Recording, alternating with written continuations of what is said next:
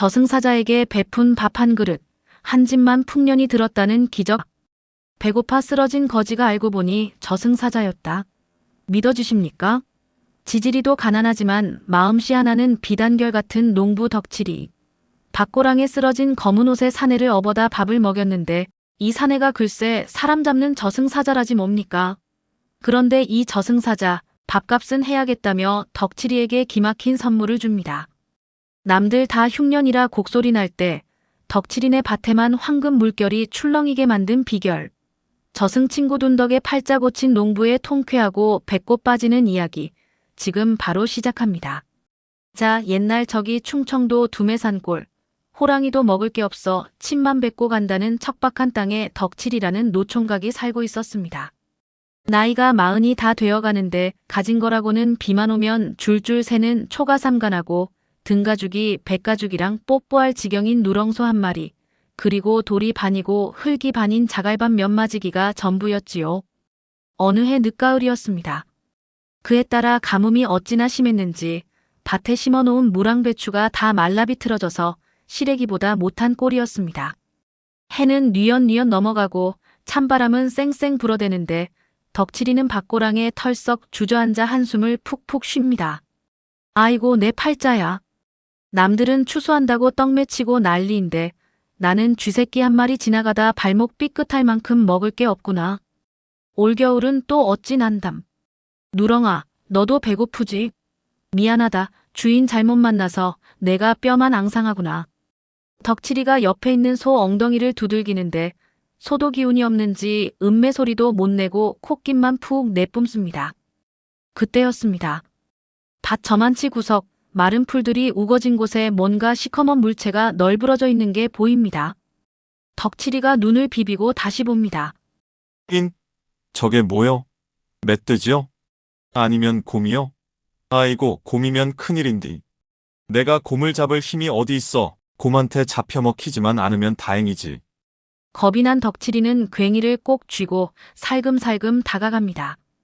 발소리를 죽이느라 숨도 참고 하나, 둘 하며 다가가 보는데 가까이 갈수록 모양새가 영 이상합니다.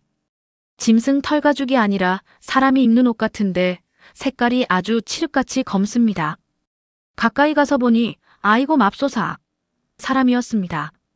그것도 머리부터 발끝까지 검은 도포를 입고 머리에는 다 찌그러진 검은 갓을 쓴 사내가 풀숲에 코를 박고 쓰러져 있는 게 아니겠습니까? 얼굴을 돌려보니 피부는 백지장처럼 하얗고 입술은 팥죽색인데 숨은 붙어 있는지 가슴이 아주 미세하게 오르락내리락합니다. 이보시오. 정신 차려보시오. 덕칠이가 어깨를 흔드니 이 사내가 눈은 못 뜨고 입만 달싹거리며 헛소리를 합니다. 배고파 밥밥 좀.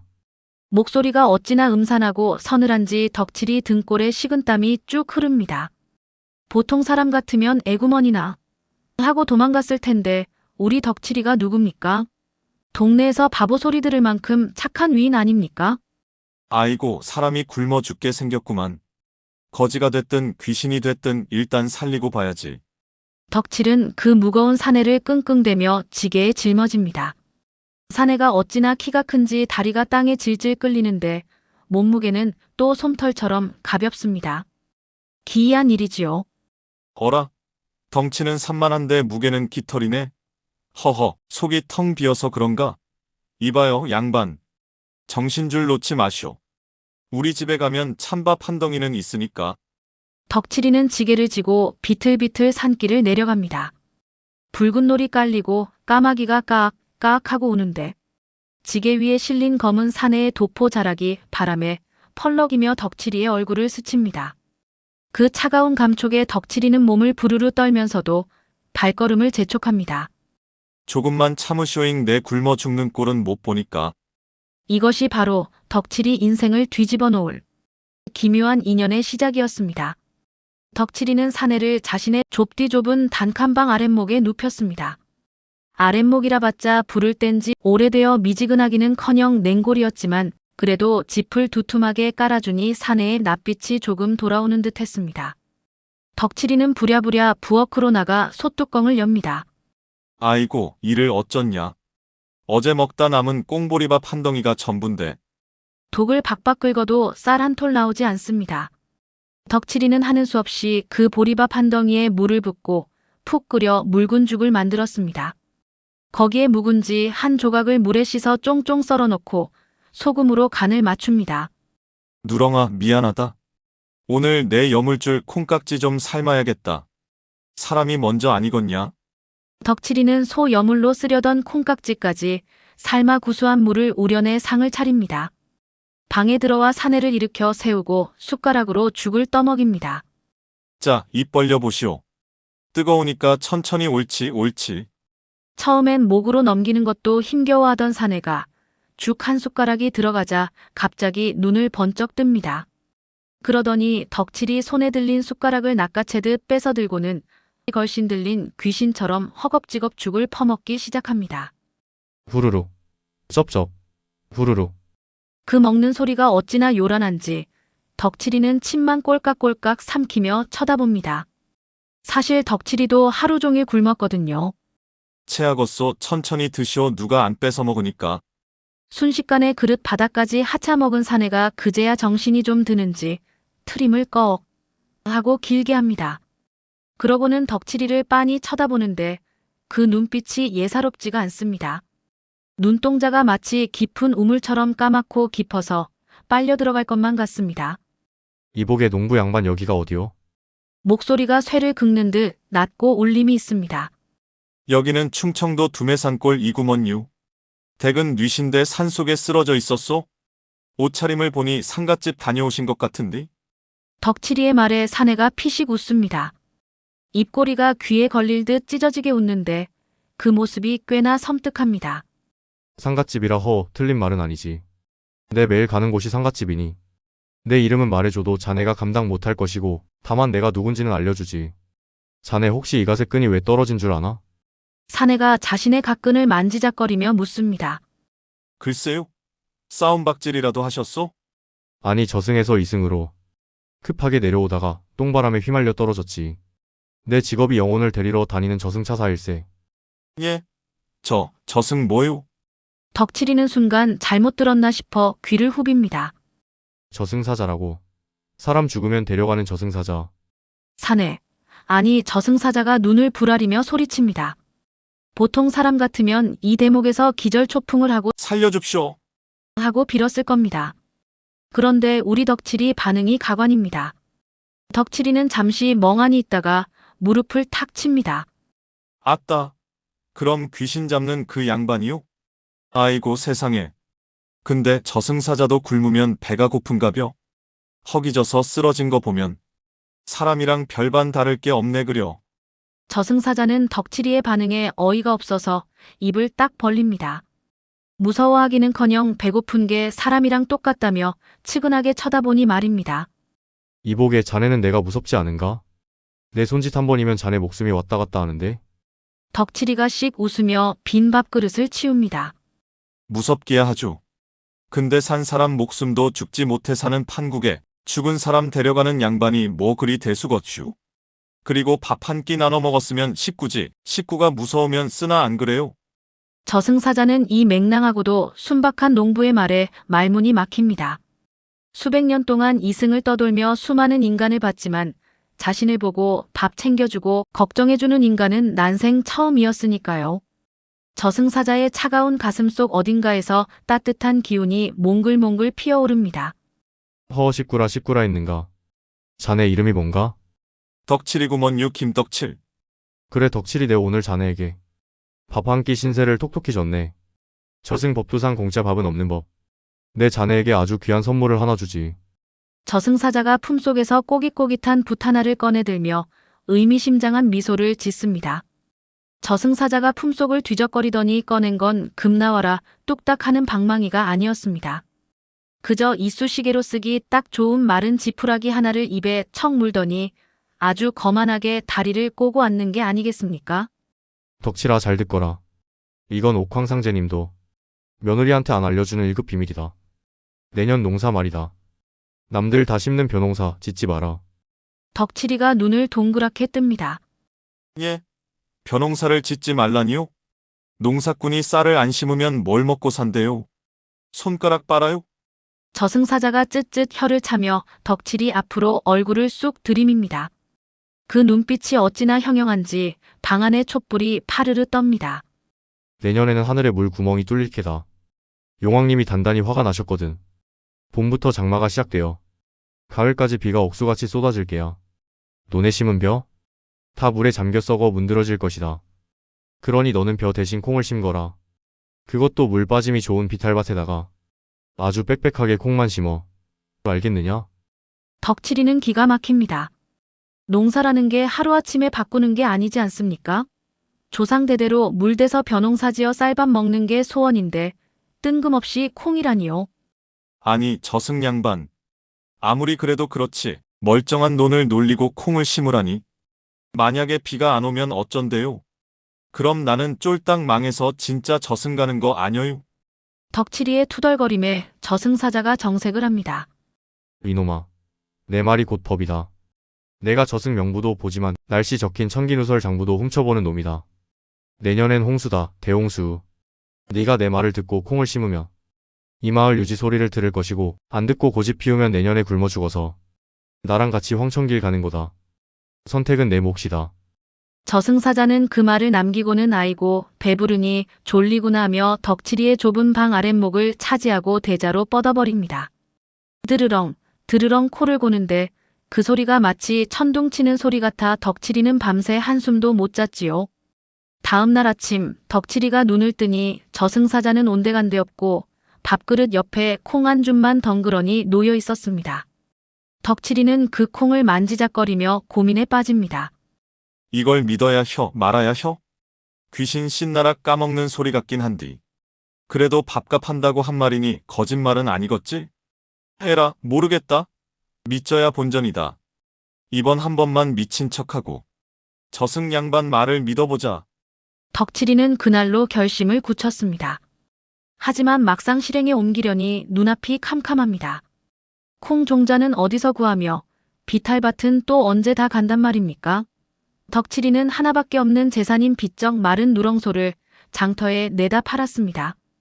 그 돈으로 콩 종자를 있는 대로 사들였지요. 미안하다 누렁아. 내가 이번에 대박 나서 너 다시 사러 올게. 그때까지 몸성이 잘 있어라잉. 눈물을 머금고 소를 판 돈으로 콩을 잔뜩 지게에 지고 돌아오는 덕칠이의 발걸음. 무겁기도 하고 한편으론 두근거리기도 합니다. 과연 이 무모한 도박이 쪽박이 될지 대박이 될지. 동네 사람들은 덕칠이가 미쳤다고 수군거리기 시작합니다. 저 덕칠이 저거 장가를 못 가더니 드디어 실성했나봐. 멀쩡한 논을 놔두고 산비탈에 콩을 심는데. 그러게 말여 속까지 팔아서 콩을 샀다며? 쯧쯧, 올가을에 콩밥이나 실컷 먹겠구먼.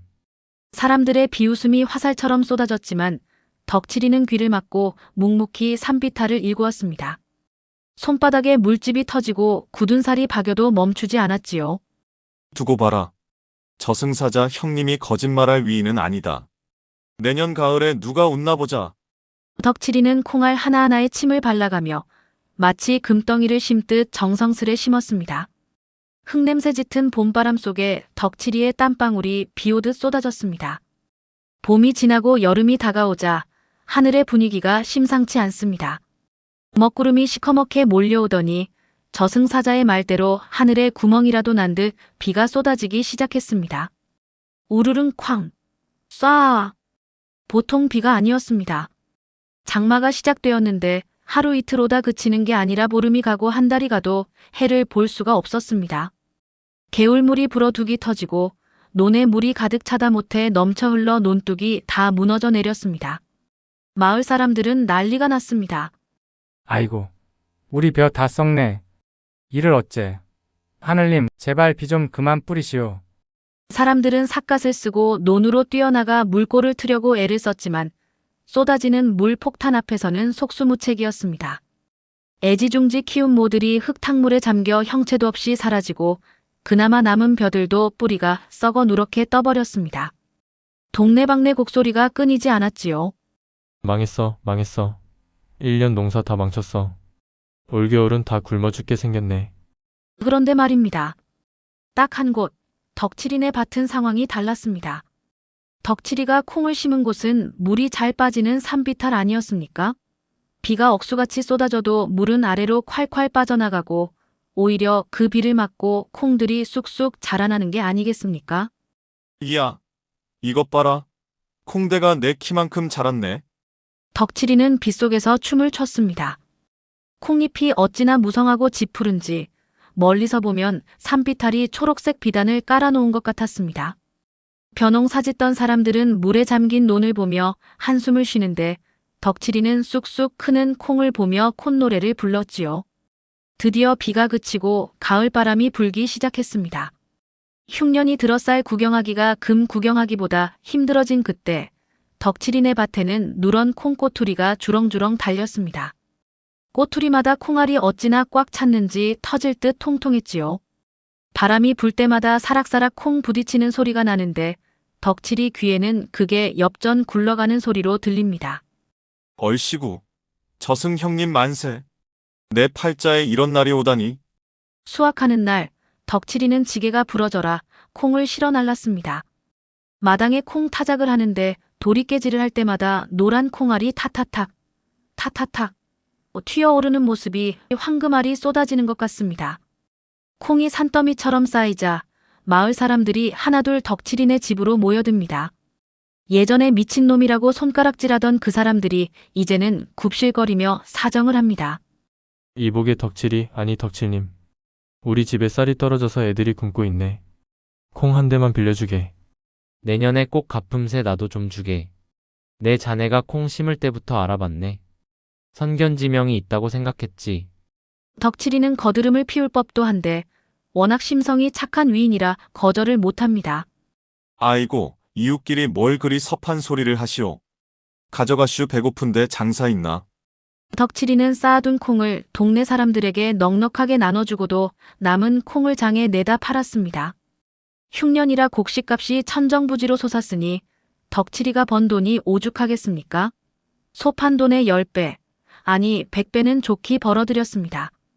덕칠이는 그 돈으로 기와집도 짓고 팔았던 누렁소도 다시 사오고 심지어 논까지 사들여 하루아침에 마을 제일 가는 부자가 되었습니다. 밤이 깊어 덕칠이가 콩밥에 고깃국을 배불리 먹고 따뜻한 아랫목에 누워 천장을 바라보며 중얼거립니다. 저승사자 형님 고맙구먼유.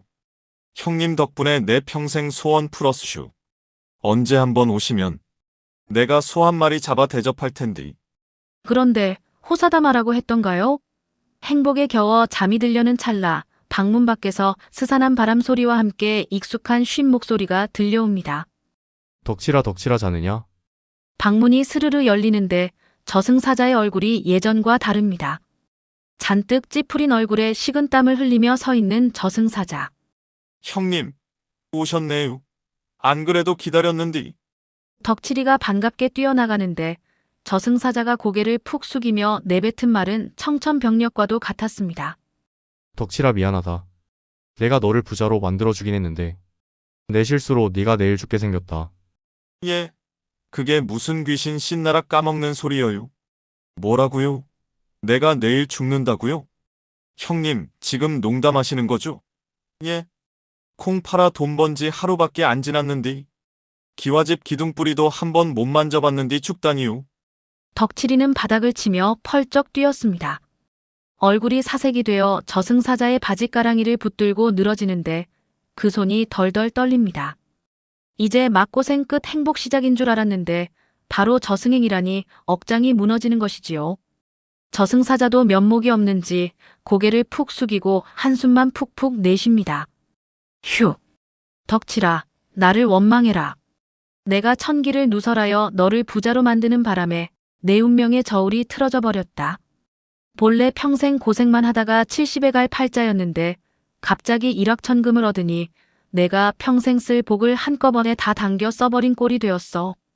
그래서 수명도 같이 타버린 게야. 저승사자의 말인즉슨 복과 명은 같이 가는 법인데 그릇이 작은 덕칠이에게 감당 못할 재물이 들어오니 그 무게를 견디지 못하고 명줄이 툭 끊어지게 생겼다는 겁니다. 그럼 어쩐대요? 도로 다 가져가요. 돈이고 나발이고 다 필요 없어요. 나 그냥 예전처럼 보리밥 먹고 살아도 되니까. 제발 살려만 줘요. 나 아직 장가도 못 가봤단 말여요. 덕칠이가 방바닥을 대굴대굴 구르며 통곡을 합니다. 그 모습을 보는 저승사자의 마음인들 편하겠습니까? 배고파 쓰러졌을 때 자신을 업어다 따뜻한 보리죽을 먹여준 유일한 인간 친구인데 자기 때문에 죽게 생겼으니 죄책감이 이만저만이 아니었지요. 저승사자의 눈가가 촉촉해집니다. 덕칠아, 울지 마라. 내 우는 소리에 내 가슴이 찢어지는 것 같구나. 내 실수로 빚어진 일이니 내가 책임을 지마.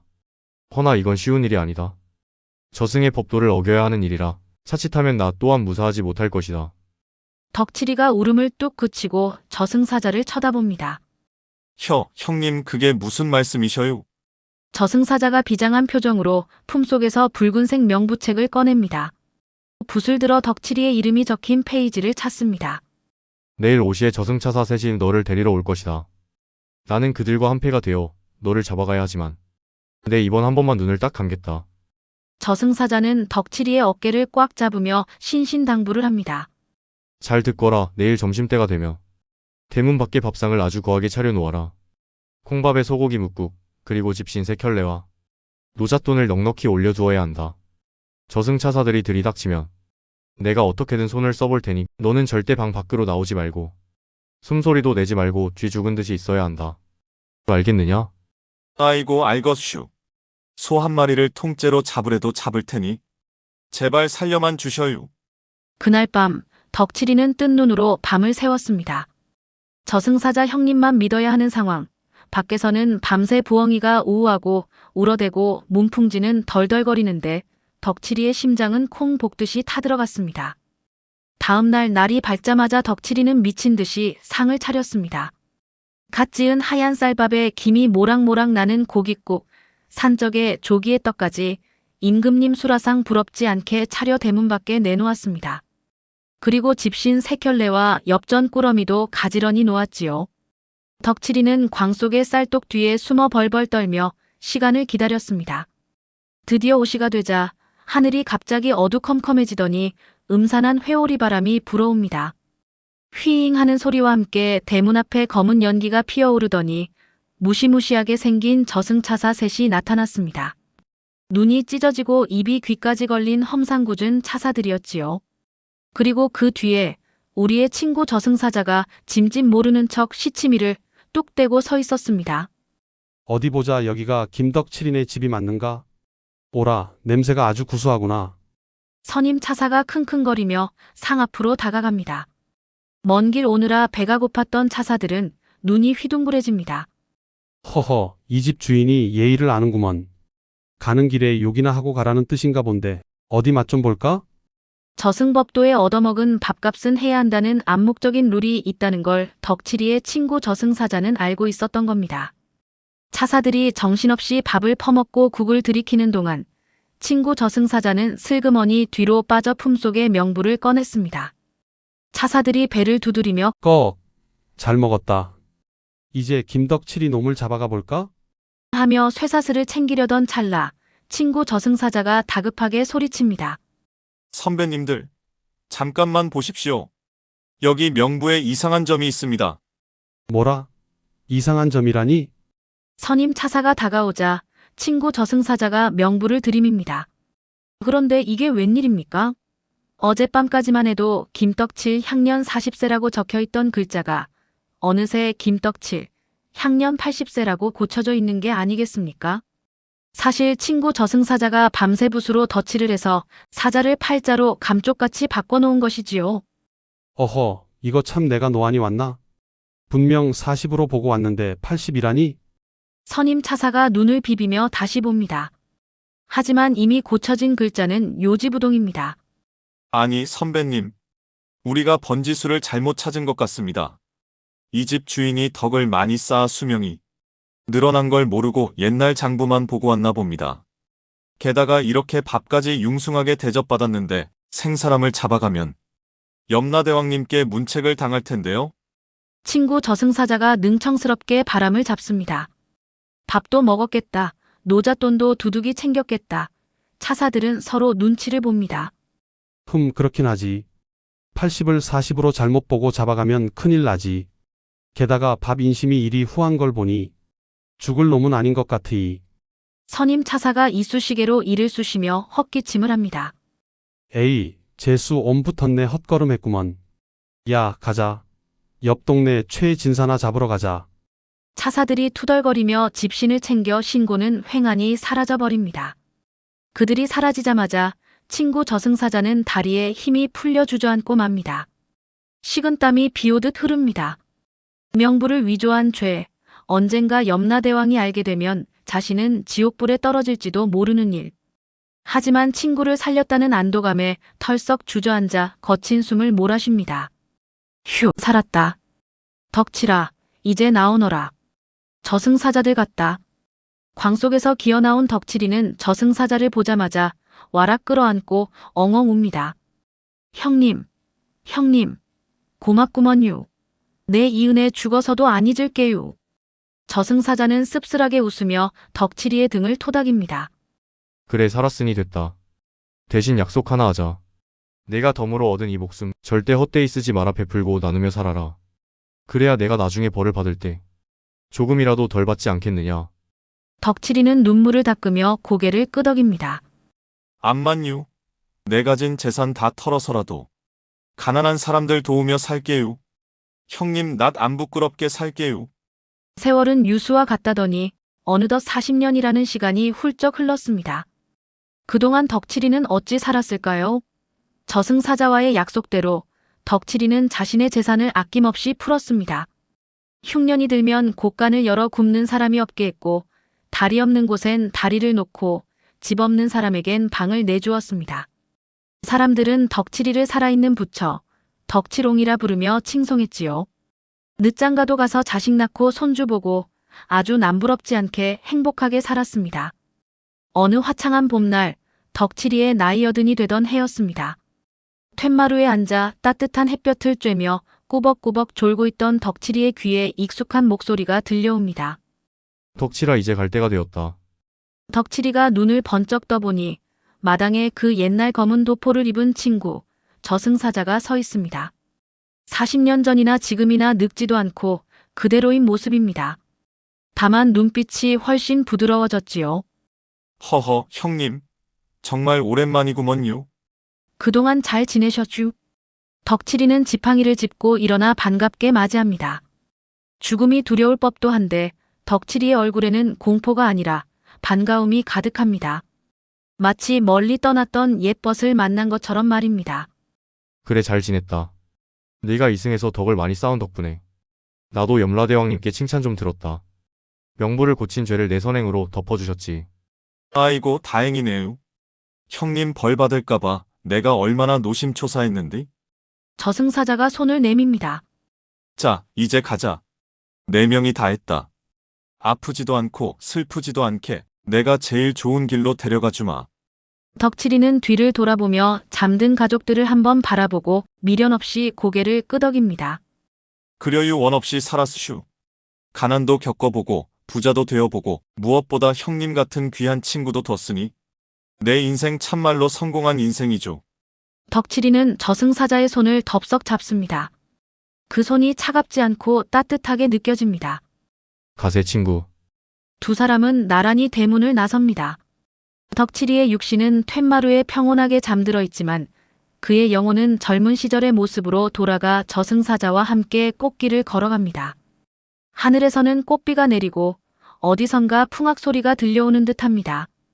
형님, 저승 가면 거기도 콩국수 파는 데 있슈? 내가 가는 길에 콩국수 한 그릇 진하게 말아드릴게. 이 녀석 가는 마당에도 먹을 타령이냐. 걱정 마라. 염라대왕님이 너 오면 잔치 열어주신다더라. 두 친구의 웃음소리가 봄바람을 타고 멀리 퍼져나갑니다. 어떻습니까, 여러분? 마음이 참 따뜻해지지 않으십니까? 무섭게만 생각했던 저승사자와 친구가 된 농부 덕칠이의 이야기. 결국 사람을 살리는 건 돈이나 권력이 아니라 배고픈 이에게 건네는 따뜻한 밥 한 그릇.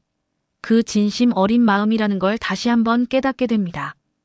오늘 밤 여러분도 주변을 한번 둘러보세요. 혹시 내 도움이 필요한 배고픈 저승사자가 있지는 않은지 말입니다. 베풀면 반드시 돌아오는 법. 덕칠이처럼 복받는 인생 사시길 바랍니다. 오늘 이야기가 재미있고 감동적이셨다면 구독과 좋아요, 그리고 알림 설정까지 꼭 눌러주시면 저는 저승사자도 춤추게 할 더 기가 막힌 이야기 보따리 들고 쏜살같이 찾아오겠습니다. 다들 복 터지는 밤 되십시오.